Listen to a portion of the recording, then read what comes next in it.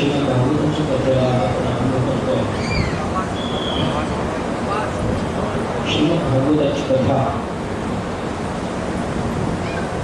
ही अलीकडच्या काळामध्ये प्रसिद्ध सर्वज्ञान आणि सर्वांच्या आवडीची कथा झालेली।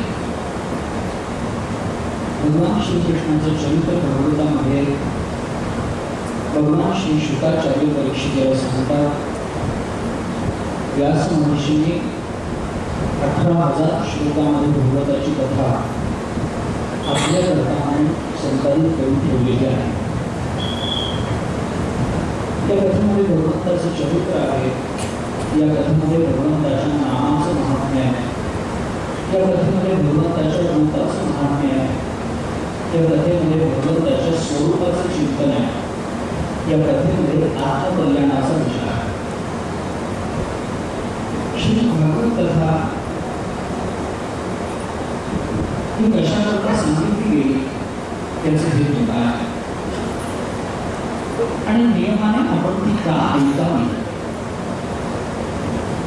या संदर्भामध्ये भागवतानेच केलेले जे चिंतन आहे ते चिंतन आपल्याला अत्यंत महत्त्वाचं आणि उपयुक्त ठरणार आहे।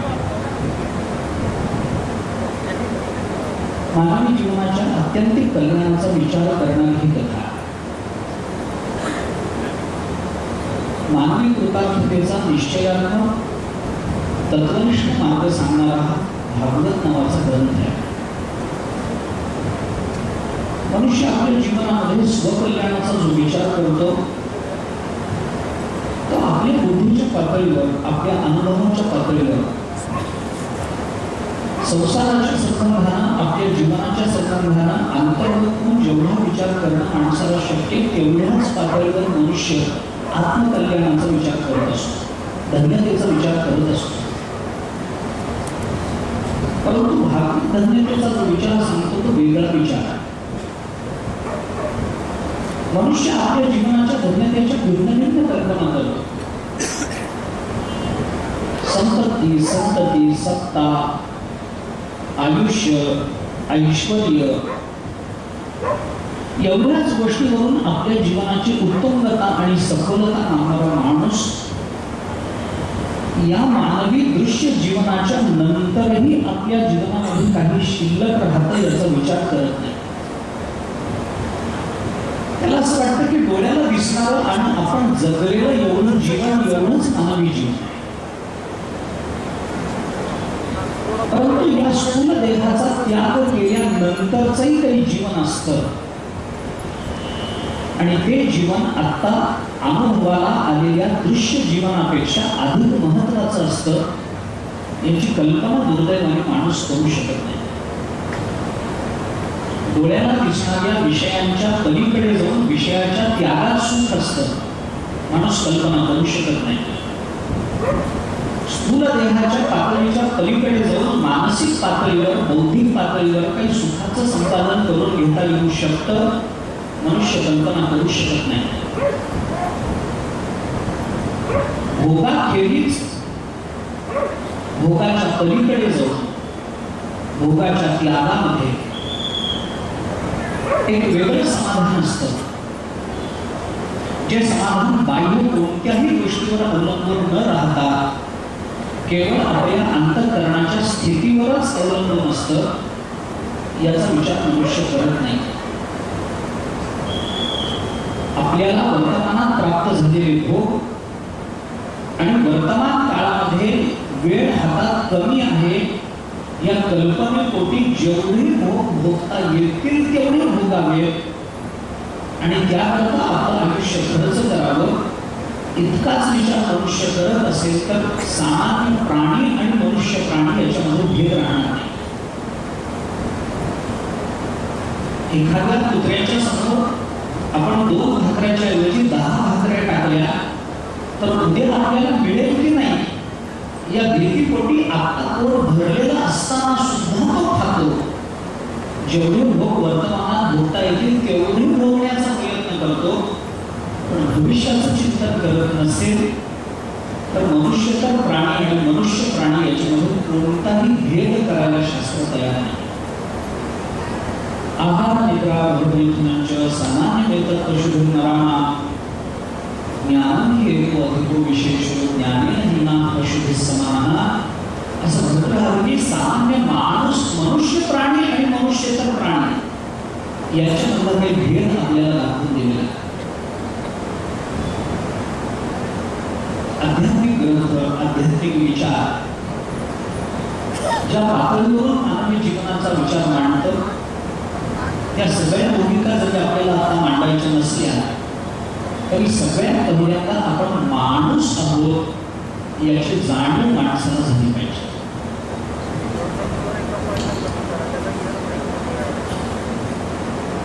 आजचं आपलं जीवनाचा आपण केलेला विचार आणि विषय भोगाच्या प्राप्तीकरता आपल्या जीवनाचं सर्व सामर्थ्य पणाला लावण्याची आपली तयारी एवढ्याच पद्धतीनं मानवी जीवन आज आपल्याला डोळ्यासमोर येत आहे. या जीवनाची अपेक्षा संतांना नाही. अशा पद्धतीचं जीवन माणसाने जगावं अपेक्षा संतांना नाही. आपल्या संतांना आपल्या जीवनाकडून असणाऱ्या अपेक्षा या वर्तमानापेक्षा भविष्याच्या चिंतनाकडे अधिक प्रवृत्त करणार आहे.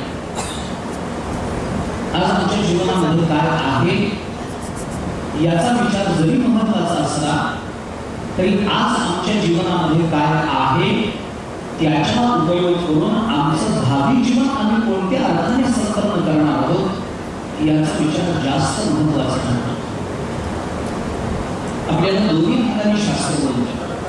महाभारतामध्ये अशा दोन्ही अर्थाचे श्लोक आपल्याला पाहता येतात.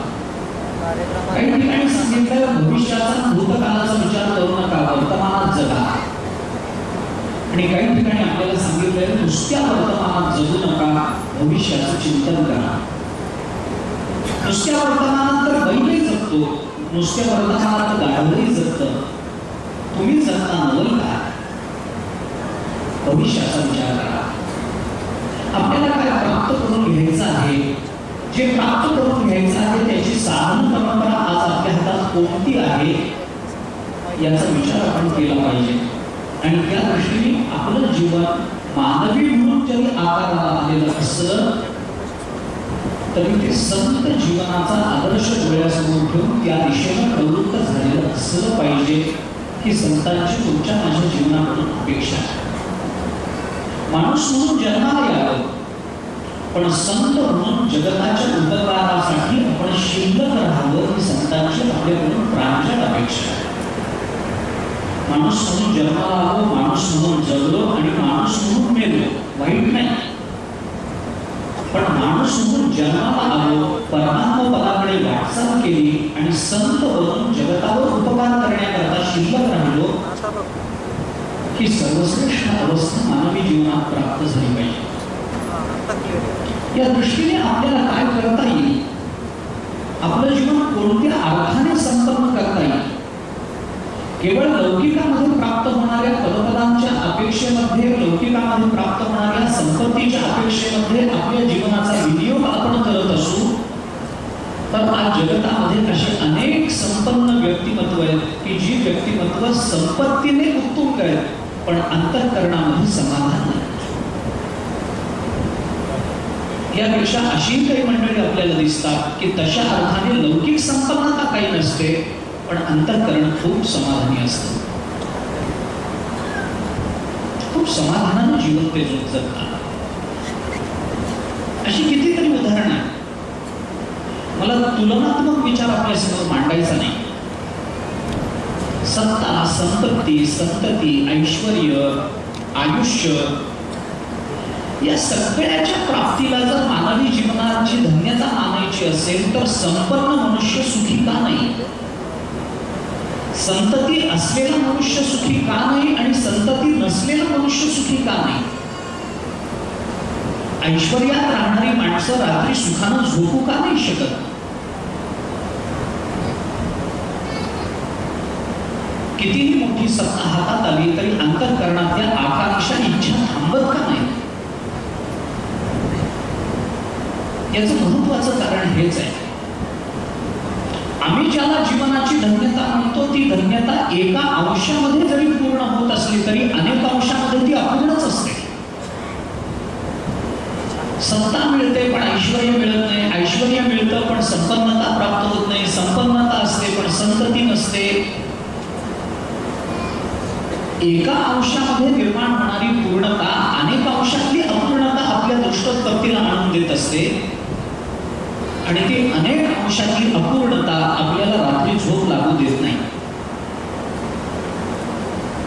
सुदैवाने किंवा दुर्दैवाने माणसाचा हा स्वभाव आहे की त्याला काय मिळालं याच्यापेक्षा काय मिळालं नाही याची जाणीव दुरुस्त करत असते. आम्हाला जे मिळालं त्याच्याकडे आमचं लक्ष नाही, पण जे मिळालं नाही त्याच्याकडे आमचं लक्ष वारंवार जातं. विदुर नीतीमध्ये, महाभारतामध्ये विदुर नीती नावाचं जे प्रकरण आहे त्या प्रकरणामध्ये विदुराने धृतराष्ट्राला उपदेश करताना मानवी जीवनाच्या समाधानाच्या रहस्याचा विचार केला. विदुर धृतराष्ट्राला विचार सांगताना असं सांगतात की माणसाच्या जीवनामध्ये 6 गोष्टी माणसाला मिळाल्या तर माणूस संसाराच्या दृष्टीनं आपलं जीवन धन्य समजतो. त्याला 6 गोष्टी मिळाल्या पाहिजे. सांसारिक दृष्टीनं, प्रापंचिक दृष्टीनं. बऱ्याच वेळेला ही भावना सांगितली जाते की प्रपंच आपण आनंदाचा करावा, मान्य आहे. पण गमत ही आहे की काही गोष्टी काही क्षेत्रातच शोधून दिसतात, काही शब्द त्या क्षेत्रातच शोधून दिसतात, काही शब्द त्या व्यक्तीच्याच मुखामध्ये शोधून दिसतात. सखये, बाईये, साजणी, ग ही सगळी पद स्त्रियांच्याच मुखात शोभणारी. एखादा पुरुष साजणी, सखये, बाईये, साजण असं नाही म्हणू शकत. ते स्त्रियांच्या मुखातच शोधून दिसतं. क्षमा मागून थोडं वेगळं बोलायचं झालं तर काही शिव्या पुरुषाच्याच मुखात शोभतात. बायकांना त्या शिव्या, मी उदाहरण सांगतच नाही, पण बायकांच्या मुखामध्ये त्या शिव्या शोभतच नाही. काही कपडे पुरुषांना शोधून दिसतात, काही कपडे, काही वस्त्र स्त्रियांना शोधून दिसतात. तसे काही शब्द असे असतात ते त्या परिघामध्ये, त्या परिक्षेत्रामध्ये तिथे शोधून दिसतात. समाधान, आनंद हे शब्द संसारात शोधणारे शब्द नाही, हे पारमार्थिक क्षेत्रातच शोधणारे शब्द. प्रपंचात हे शब्द वापरले जाऊच शकत नाही. कारण आतापर्यंत प्रपंच करणारा कोणीही मनुष्य मी आनंदी आहे हे कबूल करून बसलेला नाही, कारण तो शब्द त्या क्षेत्रात येतच नाही. समाधान हा शब्द प्रपंचात आला असता तर त्या प्रपंचाला प्रपंच कोणी म्हणालं नसतं, त्यालाच परमार्थ म्हणाले असते. नाथ महाराजांचा प्रपंच समाधानाचा आहे म्हणून तो प्रपंच नाही, तो परमार्थ आहे. ते शब्द तिथेच शोधून दिसतात. एखादा 10 कोटी रुपयांचा हिरा आहे, त्या हिऱ्याला कोंदण लोखंडाचं शोधेल काय, त्याला सोन्याचंच कोंदण पाहिजे.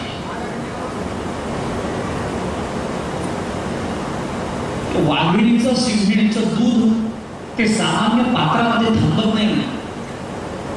कधी प्रयत्न केला नाही काढण्याचा, पण असं सांगतात की वाघिणीचं जे दूध असतं ते स्टीलच्या पात्रामध्ये, पितळ्याच्या पात्रामध्ये थांबतच नाही, ते त्या पात्राला छिद्र पाडून खालून निघून जातं. इतकी ताकद त्या दुधामध्ये असते. स्टेनलेस स्टीलचं पातेलं घेऊन गेलो, वाघिणीचं दूध काढायला बसलो तर ते दूध त्या पातेल्यात टिकत नाही, पितळ्याच्या पातेल्यात टिकत नाही, लोखंडाच्या पातेल्यात टिकत नाही. त्याला सोन्याचंच पात्र लागतं तर वाघिणीचं दूध टिकतं. तसं आनंद हा शब्द शोधण्याकरता परमार्थच लागतो. प्रपंचात हे शब्द शोधत नाही, ती जागाच नाही त्याची. पण तरीही सांसारिक दृष्टीनं सामान्यतः मानवी जीवन आनंदमय करण्याकरता किंवा साधारणपणाने संतुष्ट करण्याकरता ज्या काही गोष्टींची गरज असते त्याचा विचार विदुराने महाभारतामध्ये धृतराष्ट्राला सांगितला. अर्थागमो नित्यम आरोगिताच प्रियाच भार्या प्रियवादिनीच वश्यश्च पुत्रः अर्थकरीच विद्या षड्जीव लोक आणि राजन, या 6 गोष्टी माणसाला सुख देणाऱ्या आहेत. नित्य अर्थप्राप्ती, अर्थप्राप्तीमध्ये सातत्य असलं पाहिजे. आज पैसे मिळाले, उद्या नाही मिळाले, परवा मिळाले, पुन्हा 4 दिवस नाही मिळाले, पुन्हा 1 दिवस मिळाले, समाधानाचं सुखाचं कारण नाही. अर्थागमो नित्यम. संपत्तीचा ओघ आमच्याकडे कायम चालू असला तर माणसाला प्रपंचामध्ये समाधान वाटण्याची शक्यता असते. थोडे थोडे थोडे पैसे मिळावेत, उद्या संपतील का परवा संपतील याची धास्ती अंतःकरणामध्ये राहावी आणि मग खर्च करण्याकरता 4 वेळेला विचार करावा लागावा, तर माणसाला अर्थदृष्टीनं समाधान मिळत नाही. समुद्रातलं तांब्यावर पाणी काढून टाकलं तर समुद्राला धक्का बसू नये, तसा जर धक्का आमच्या खर्चाने आमच्या संपत्तीला बसत नसेल तर माणसाला थोडं समाधान वाटतं. थोडं बरं का, जास्त वाटेल असं नाही, थोडं वाटण्याची शक्यता आहे. संपत्तीचा ओघ पाहिजे. नित्यम आरोग्यताच, माणसाचं आरोग्य नित्य चांगलं पाहिजे. समाधानाचं दुसरं कारण आहे आरोग्य चांगलं पाहिजे. काहीतरी अंगामध्ये ज्वर आहे, काही रोग जडलाय, काही रोगाची शक्यता निर्माण झाली आहे. डॉक्टरांना भेटायला गेलो तर डॉक्टर म्हणाले घरच्या कुणाला तरी घेऊन या, मग तर अजून गलित कातर होतो मनुष्य, त्रास होतो, नको वाटतं, अंतःकरणामध्ये धास्ती, समाधान टिकत नाही. संपत्ती पाहिजे, आरोग्य पाहिजे, प्रियाच भार्या, प्रेम करणारी पत्नी पाहिजे. प्रपंचातल्या समाधानाचं हे एक कारण आहे. प्रेम करणारी पत्नी पाहिजे.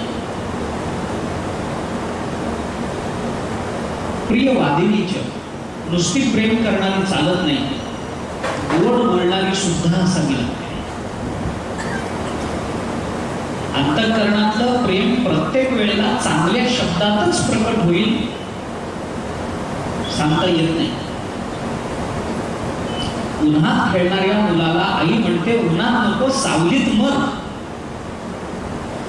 म्हणजे त्याने सावलीत यावं, गळफास घेऊन आत्महत्या करावी अशी आईची अपेक्षा नसते. मर हा शब्द चांगला नाही, पण शब्दाच्या उच्चारामागचं प्रेम मात्र विशुद्ध आहे. म्हणून मुलांनी मरायचं नसतं, त्याच्या मागचं प्रेम बघायचं. पण उन्हात नको सावलीत मर हा शब्द आईच्या मुखात जेवढा शोभतो तेवढ्या पत्नीच्या मुखात शोभत नाही. तुम्ही प्रयोग करून बघा. बायको जर नवऱ्याला म्हणाली उन्हात नको सावलीत मरा की, शोभत नाही.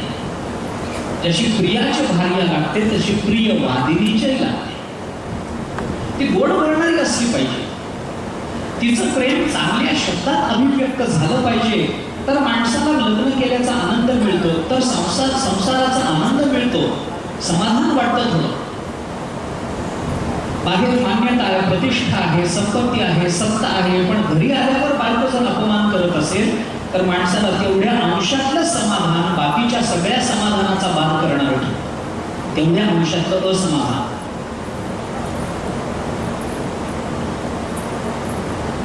वश्यश्च पुत्रः, अज्ञेत राहणारी संतती निर्माण होणं माणसाच्या प्रपंचातलं 5वं सुख आहे.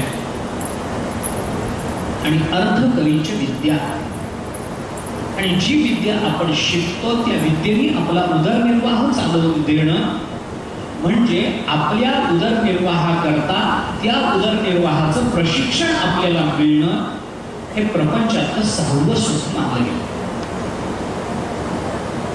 संपत्तीचा ओघ, निरोगी जीवन, प्रेम करणारी पत्नी, गोड बोलणारी पत्नी. अर्थात या 2 पत्न्या नाही आहेत स्वतंत्र, एकाच पत्नीचे 2 गुण आहेत. प्रत्येक गुणाकरता नवीन करावी असं महाभारत बोलत नाही, आणि तसं करूही नाही. आज्ञेत राहणारी संतती निर्माण होणं आणि आपल्या विद्या प्राप्तीनं आपला उदरनिर्वाह चालवून देणं, 6 गोष्टींमध्ये सुखाचा विचार विदुराने धृतराष्ट्राला सांगितला. मी का बोलतो तेही आपल्याला सांगतो. ही प्रस्तावना मी एवढी का राबवतो त्याचे विचार मी आपल्याला सांगतो. या 6 गोष्टी प्रपंचात मिळणं प्रपंचाचं समाधान असू शकेल कदाचित. ज्या अर्थी विदुर सांगतात त्या अर्थी त्यांच्यावर आमची अश्रद्धा नाहीये. पण मुद्दा हा आहे की या 6ही गोष्टी मिळणं हे प्रपंचातलं सुख आहे का या 6 पैकी एक गोष्ट मिळणं हे प्रपंचातलं सुख आहे? या 6ही गोष्टी मिळाल्या पाहिजे. आणि आमचं दुर्दैव नेमकं इथं आडवं येतं. या 6ही गोष्टी एका काळामध्ये एका व्यक्तीला मिळाल्याचं एकही उदाहरण पृथ्वीच्या पाठीवर नाही. साध्या गोष्टी आहेत. एक आहे तर एक नाही. तुकोबाराने म्हटलंय वरकड कोठे काही एक आहे एक नाही. काही जणांकडे काही असतं काही जणांकडे काही नसतं. सगळ्यांकडे सगळंच असावं असा नियम नाही.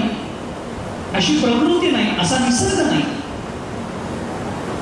या 6ही गोष्टी एका काळामध्ये एका व्यक्तीकडे सापडत नाही. ज्यांच्याकडे संपत्ती खूप आहे त्यांच्या तब्येती चांगल्या नाही. ज्यांच्या तब्येती धडधाकट आहेत त्यांच्याकडे पैसे नाही. हे दोन्ही ज्यांच्याकडे आहे त्यांना प्रेम करणारी मिळत नाही. ज्यांना प्रेम करणारी मिळते ती शिव्या केल्याशिवाय बोलत नाही. हे सगळं करून जर संतती चांगली झाली किंवा संतती झाली तर झालेली संतती चातुर्मासाला आपल्याला पंढरपूरला पाठवल्याशिवाय राहत नाही. सगळ्याच गोष्टी एकत्रित मिळाल्या उदाहरण नाही. पतंजली मुनींनी योगसूत्रामध्ये असं म्हटलंय 3 गोष्टी अशा आहेत ज्या आपल्या प्रारब्धाने आपल्याला मिळतात. सती मूले तद विपाको जात्यायु भोगः असं सूत्र पतंजली योगसूत्रात आहे. जाती आयुष्य आणि भोग या 3 गोष्टी माणसाला प्रारब्धाने मिळतात. जाती चांगली मिळाली तर भोग मिळत नाही. ज्यांना भोग मिळतात त्यांना आयुष्य मिळत नाही. आणि ज्यांना भरपूर आयुष्य मिळतं त्यांना दारिद्र्यात दिवस काढावे लागतात. एकसमयावच्छेदानं सगळे गुण एका व्यक्तीला मिळतील असं जगतामध्ये घडत नाही. विदुर विद्वान होते पण संपत्ती नव्हती. धृतराष्ट्र खूप संपत्तीनं युक्त होता पण विचारी नव्हता. दुर्योधनाकडे सत्ता होती, सामर्थ्यही होतं, तारुण्यही होतं पण अविवेकी होता. रावणाकडे सत्ता होती, सामर्थ्य होतं, आयुष्य होतं, राज्य होतं, श्रीमंती होती, संतती होती पण आसक्त होता, विषयासक्त होता.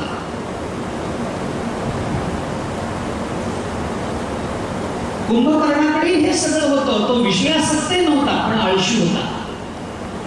सगळ्यांकडे सगळं असावं असा नियम नाही. त्यामुळे आपल्या जीवनाच्या धन्यतेच्या आपण सत्ता संतती आयुष्य अमुक तमुक काय जे ऐश्वर्य या सगळ्या गोष्टींचा विचार करून आपल्या जीवनाच्या धन्यतेच्या ज्या परिकल्पना आपल्या मनात आपण उभ्या करत असतो भागवत या सगळ्या कल्पनांना धक्का देतो. भागवत सत्तेचा विरोधी नाहीये. भागवत संततीचा विरोधी नाहीये. भागवत संपत्तीला विरोध करत नाही. भागवत आयुष्याला विरोध करत नाही. भागवत ऐश्वर्याला विरोध करत नाही. भागवत मानवी जीवनामध्ये प्रापंचिक अर्थानं ज्या ज्या कुणी ज्या ज्या अर्थानं उत्तुंगता प्राप्त करून घेतलेली आहे त्या उत्तुंगतेला भागवत कोणत्याही अर्थानं विरोध करत नाही. आम्ही श्रीमंत आहोत भागवताचा विरोध नाही आहे. विरोध नाही आहे. ऋतुराजा श्रीमंत नव्हता काय? प्रल्हाद श्रीमंत नव्हते काय? भागवत वयाला विरोध करत नाही. ध्रुवाचं वय काय होतं? भागवत सत्तेला विरोध करत नाही. प्रल्हादाची सत्ता काय होती? भागवत दारिद्र्याला विरोध करत नाही. सुदामदेवाचं चरित्र पहा ना. भागवत विचारांमधल्या विकल्पाला विरोध करत नाही. भिक्षुकीत पहा आमच्या विचारांना फाटे फुटतात. भागवत म्हणतं हरकत नाही ना. विचारामध्ये मतभेद निर्माण झाले भागवत काही विरोध करत नाही. उलट मतभिन्नता असली पाहिजे. भागवताचा एकूण विचार केला तर आपल्याला हे दिसून येते. वेगवेगळ्या स्तरावर भागवताने ज्या पद्धतीने विचार केलाय, बऱ्याच वेळेला त्या दोन दोन विचारांमध्ये भागवतामध्येच आपल्याला विरोध दिसतो. हरकत नाही ना, मतभिन्नता असावी, मतभिन्नता असावी. ती मतभिन्नता एकमेकांच्या द्वेषाला निमित्त ठरणारी नसावी.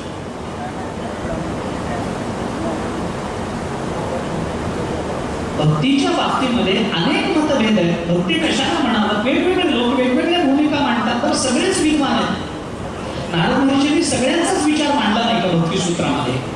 तल्लक्षणाने वाच्यन्ते नाना मतभेदा, पूजा दिश्वानुरागः इति पाराशर्यः, कथा दिश्वीति गर्गः, आत्मरति अविरोधेन इति शाण्डिल्यः, नारदस्तु तदर्पिता अखिलाचारिता तद्विस्मरणे परम व्याकुलते इति. चार मतं मांडली. ही चारही मतं एकमेकांशी पटणारी नाही आहेत. मतभेद आहेत ना. साधा विचार आहे, घरामध्ये मतभिन्नता असावी की नसावी. आपलं मत काही असू दे, भागवत म्हणतं घरामध्ये मतभिन्नता असावी. मी जर वेगळं बोलतो, धक्का वाट लागेल आपल्याला, बसेल, पण हरकत नाही. प्रल्हादाचं हिरण्यकश्यपूचं मत जमत नव्हतं, मतभिन्नता होती. कयाधूचं मत वेगळंच होतं, प्रल्हादाचं वेगळंच होतं, नारदांचं वेगळंच चाललं होतं, हिरण्यकश्यपूचं मत वेगळंच होतं, शंकामर्क वेगळंच बोलत होते, शुक्राचार्य वेगळंच सांगून गेले होते आपल्या मुलांना. मतभिन्नता असावी. मतभिन्नतेमध्ये अन्य मतांचं श्रवण करण्याचा आपल्या ठिकाणी थोडा विचार असावा. मतभिन्नतेचा सगळ्यात मोठा फायदा हा होत असतो, मतभिन्नतेमुळे एकाच विषयावरची अनेक अंगानी मतं आपल्याला ऐकायला मिळतात, विचाराला तेवढ्या संधी मिळतात.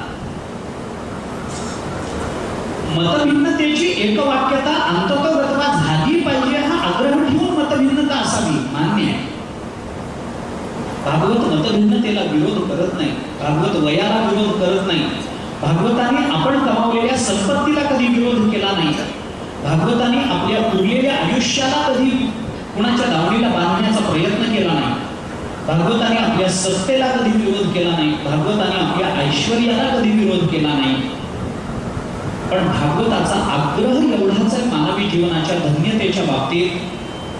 सत्ता असू द्या, संपत्ती असू द्या, संतती असू द्या, ऐश्वर्य असू द्या, आयुष्य असू द्या, भागवताचा आग्रह एवढाच की हे सगळं परमात्म्याशी जोडून घ्या, बस काही म्हणणं नाही. संपत्ती असू द्या ना, पण भगवान श्रीकृष्णाच्या चरणाशी त्याची गाठ बांधून टाका. तुमची सत्ता असू द्या तुमच्याजवळ, फक्त त्या सत्तेची गाठ भगवत चरणाशी बांधा. आयुष्य असू द्या, जेवढं उरलंय तेवढं असू द्या, अजून 100 वर्ष घ्या, पण ते सगळं आयुष्य भगवत चिंतनाकरता समर्पित असू दे. संतती असू दे, पण ती संतती सगळ्यासारखी नसावी. ती संतती पंडुराजांसारखी असावी, संतती पांडवांसारखी असावी, मान्य भगवंताशी जोडलेली असावी. भागवत हा असा ग्रंथ आहे की आपण आता ज्या अवस्थेमध्ये आहोत त्या अवस्थेत आपल्याला भगवत चिंतन करणं कसं शक्य आहे याचा भागवत आपल्याला परिपाठ घालून देतो. म्हणून भागवतामध्ये आपण पहा 5 वर्षाच्या ध्रुव बाळापासून ते म्हाताऱ्या झालेल्या अनेक वयोवृद्ध संतांपर्यंत, भगवत भक्तांपर्यंतची चरित्र भगवताने सांगितलेली आहे. संध्याकर्म करणाऱ्यापासून ते पिंगलेसारख्या वेश्येपर्यंतचं चरित्र भागवत सांगतं. आपण कोणत्या अवस्थेत आहोत, आपण कोणतं कर्म करतो आहोत, याच्यापेक्षा आपण ज्या अवस्थेत आहोत ती अवस्था आपण भगवंताशी जोडतो आहोत का नाही हे सांगणार भागवत आहे. भागवत हा ग्रंथ, भागवत शब्दाचा अर्थ भगवत प्रोक्त जे आहे ते भागवत आहे. भगवत प्रोक्त या शब्दाचा अर्थ काय करायचा हा विषय नंतरचा आहे. भगवान शब्दाचा अर्थ काय करायचा नंतरचा विषय, व्यापक विषय. भगवान शब्द कोणकोणत्या अर्थाने वापरला जातो आपण पहा. भगवद्गीतेमध्ये भगवंताचं अन्य कोणत्याही नावाचा उच्चार न करता भगवद्गीतेमध्ये प्रत्येक ठिकाणी भगवानुवाच असंच आहे. कृष्ण उवाच कधीच आलं नाही, माधव उवाच कधीच आलं नाही, गोविंद उवाच कधीच आलं नाही. ही सगळी त्याचीच नावं आहेत. पण गीता भगवान उवाचच म्हणते. भगवान काय म्हणाले यालाच महत्व आहे. भगवत प्रोक्त जे आहे तेच भागवत आहे. या स्वयं पद्मनाभस्य मुखपद्मात विनिसृतः महाभारतामध्येच बोललं गेलं. वैशंपायनाने जन्मेजयाला उपदेश करताना म्हणतात गीतेचं महात्म्य आहे. पण या स्वयं पद्मनाभस्य मुखपद्मात विनिसृतः स्वतः भगवंताच्या मुखकमलातून प्रकट झाले गीता भागवत. गीता भागवत करीते श्रवण दोनच ग्रंथाचा उल्लेख तुकोबाराय करतात. गीता भागवत कारण हे दोन्ही ग्रंथ भगवत मुखातून प्रकट झाले. भगवंतानीच सांगितलेलं. भगवंतानी सांगितलं म्हणजे काय सांगितलं भागवतामध्ये? भगवंताचं जे स्वरूप आहे तेच भागवतामध्ये प्रकट झालं. उत्पत्तींच विनाशंच भूतानां गतिं गतिं वेत्ति विद्यां अविद्यांच स वाच्यो भगवान इति. भगवान पदाची व्याख्या करताना विष्णू पुराण बोलतं उत्पत्ती आणि विनाश, भूतांचं कर्म आणि अकर्म, ज्ञान आणि अज्ञान या दोन्हीलाही जो जाणतो त्याला भगवान अशी संज्ञा येते. भगवान म्हणायचं कुणाला? उत्पत्तींच विनाशांच आपल्याला कुठे येणारच आहे. भागवताच्या पहिल्याच श्लोकामध्ये आपल्याला या गोष्टीचा विचार करावा लागणार. जन्माद्यस्य यतोऽन्वयात् हे म्हणजे काय? उत्पत्तींच विनाशांच. जन्मादी आदीमध्ये विनाश आणि रक्षण दोन्ही येते. भूतानां अगतिं गतिं भूताच्या कर्माचा आणि अकर्माचा जो साक्षी आहे आणि जो ज्ञान आणि अज्ञान या दोन्हीलाही जाणतो. ज्ञान आहे रूपानं जाणतो, अज्ञान नाही रूपानं जाणतो. स वाच्यो भगवान इति त्याला भगवान अशी संज्ञा आहे. भगवान हा जो शब्द आहे की नाही, भागवत असा शब्द आहे, भगवत गीता असा शब्द आहे, भगवान भगवंत असे जे शब्द आहेत याच्यामध्ये भग हा शब्द आहे. 6 गुणांच्या समुच्चयाला भग अशी संज्ञा येते. ऐश्वर्यस्य समग्रस्य धर्मस्य यशस्यः वैराग्यस्य मोक्षस्य षण्णाम भग इतींगना. विष्णू पुराणातला विचार. ज्ञानपराने थोडा बदल करून 6 गोष्टी सांगितल्या. ऐका यशश्री औदार्य ज्ञान वैराग्य ऐश्वर्य हे 6 गुणवर्य वसती जेथ म्हणून तो भगवंतू निसंगाचा सांगा तू पार्था दत्त चित्तू होई आता. ज्ञानोबा 6व्या अध्यायाच्या सुरुवातीला भगवंत शब्दाची आपल्याला व्याख्या सांगतात. यश श्री औदार्य ज्ञान वैराग्य ऐश्वर्य हे 6 गुण जिथं येतात या 6 गुणांना भग अशी संज्ञा आहे. आणि हे 6 गुण ज्याला प्राप्त होतात त्याला भगवंत असं म्हटलं जातं. भागवत म्हणजे भगवत प्रोक्त आहे, भगवंतांनी सांगितलेलं आहे. या भागवताची थोडी प्रस्तावना आज करणार आहे. ग्रंथ संबंधानं थोडंसं बोलणार. काय भागवत? भागवत कथा आपण म्हणतो, नेहमी ऐकतो. 1-2 गोष्टी सांगतो भागवताच्या संबंधानं बघता मी पुढे जातो. भागवत हे भक्तिशास्त्र आहे. भागवत हा चरित्र ग्रंथ आहे. चरित्रातून भक्ती आणि भक्तियुक्त चरित्र सांगणं हा भागवताचा धर्म आहे. भागवत नुसतं वेदांत सांगत नाही, भागवत नुसतं कर्म सांगत नाही, भागवत केवळ आंधळी भक्ती सांगत नाही.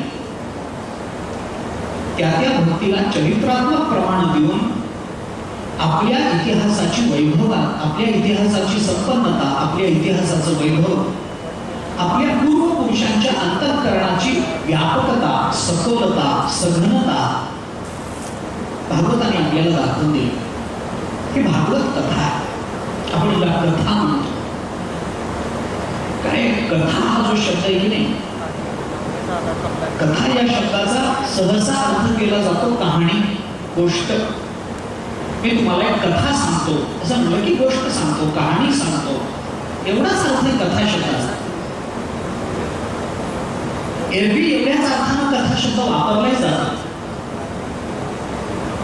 पण ऋग्वेदामध्ये कथा शब्द जिथं जिथं कुठं आला, ऋग्वेदामध्ये आपण वैदिक मंडळींना विचारा, कथा शब्द ऋग्वेदामध्ये जिथे जिथे आला तिथे कथा शब्दातून कथम या प्रश्नाचा उदय ऋग्वेदाने करून दिला. काय मी 2-3 शब्द सांगतो. आपण कथा या शब्दाशी साधणारे शब्द आहेत. यथा, तथा, सर्वथा आणि कथा. यथा शब्द काय अर्थाने वापरला जातो? यथा म्हणजे जसं, तथा म्हणजे तसं. सामान्यतः मराठीमध्ये याच अर्थाने ते उच्चारले जातात. पण यथा म्हणजे काय? येन प्रकारेण यथा, तेन प्रकारेण तथा, सर्व प्रकारेण सर्वथा, तसं केन प्रकारेण तथा. विचार असा ऐका, येन प्रकारेण यथा, या प्रकारानं यथा, तेन प्रकारेण त्या प्रकारानं तथा, सर्व प्रकारेण सर्वेण प्रकारेण, सर्व प्रकारेण सर्वेण प्रकार, सर्वेण प्रकारेण सर्वथा, सर्व प्रकाराने सर्वथा. आमचा सर्वथा विजय झाला म्हणजे सर्व प्रकाराने विजय झाला. सर्वथा शब्द सर्व प्रकाराने या अर्थाने वापरला जातो. येन प्रकारेण कथा, कोणत्या प्रकारानं? येन प्रकारेण या प्रकाराने, म्हणजे जर यथा असेल तर केन प्रकारेण कोणत्या प्रकारानं. कोणत्या प्रकारानं हा प्रश्न सुरू झाला की